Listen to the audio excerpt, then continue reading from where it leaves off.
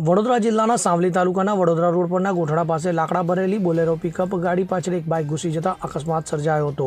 જિલ્લાના સાવલી વડોદરા રોડ પરના ગોઠડા ગામ પાસે થોડા કલાકો પહેલા ટ્રક અને બાઇકનો અકસ્માત થતાં બે બાઇક ચાલકોને ગંભીર ઇજા થતા સારવાર અર્થે વડોદરા ખસેડવામાં આવ્યા હતા। આ ઘટના બાદ એ જ ગોઠડા ગામ પાસે આવેલી સાવલી તાલુકાના ધોળા કુવા ગામનો આશરે 33 વર્ષીય યુવક બાઇક લઈને ખાનગી કંપનીમાં નોકરી જતા આગળ ચાલતી લાકડા ભરેલી બોલેરો પિકઅપની પાછળ ઘૂસી જતા દિલીપ ચૌહાણને રાહદારીઓએ 108ની મદદ મેળવી સાવલી તાલુકાના સરકારી દવાખાને લાવી પ્રાથમિક સારવાર બાદ વધુ સારવાર અર્થે વડોદરા ખાતે ખસેડવામાં આવ્યો હતો।